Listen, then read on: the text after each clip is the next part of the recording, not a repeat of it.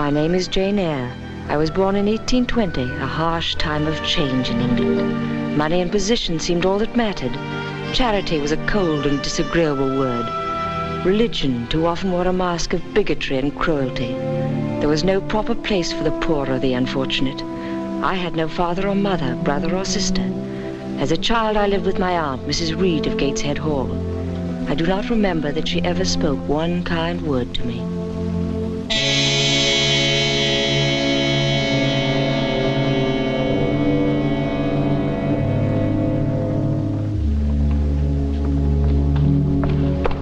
Careful, Bessie. She bites.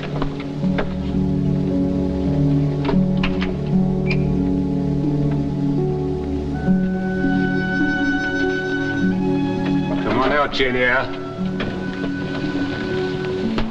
Mrs. Reed wants to see you in the drawing room.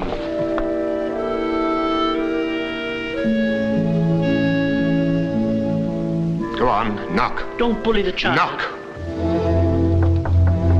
Come in.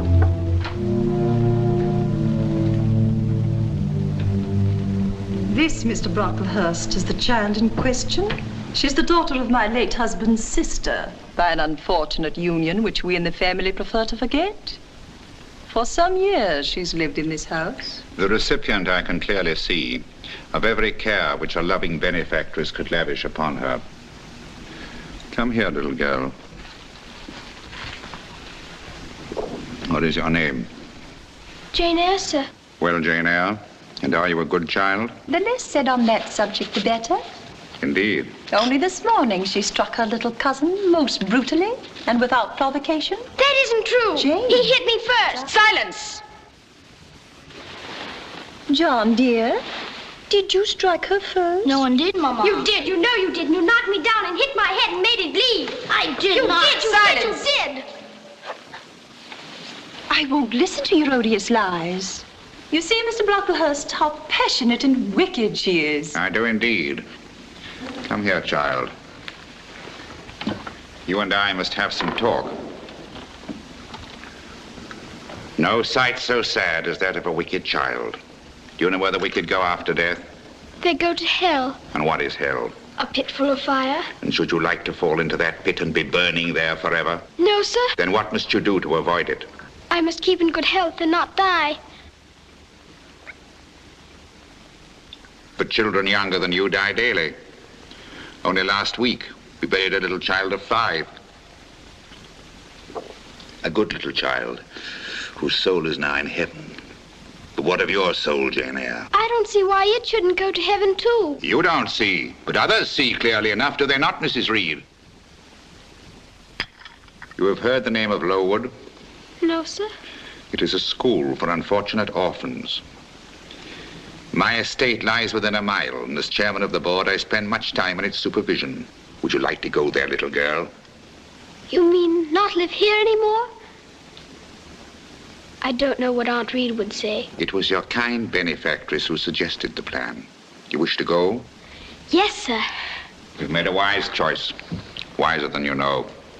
And now you must pray God to take away your heart of stone and make you meek and humble and penitent.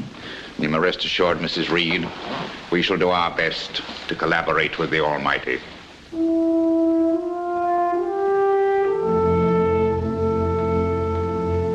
Bessie? Yes, Jane? I never dreamt I'd get away from here till I was quite grown up.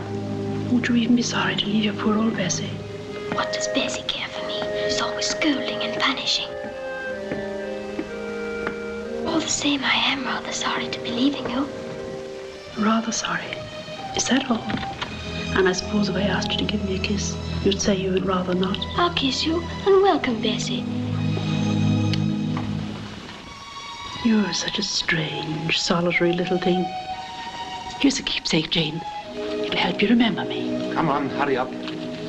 Be a good girl, and I hope you'll be happy. Thank you, Bessie. Goodbye. Bye, Jane.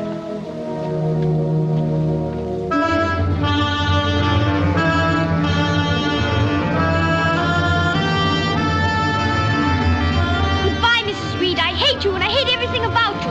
I'll never come and see you when I'm grown up, and I'll never call you aunt as long as I live. forgive. And if anyone asks me how you treated me, I'll say you are bad and hard-hearted and mean. And the very sight of you makes me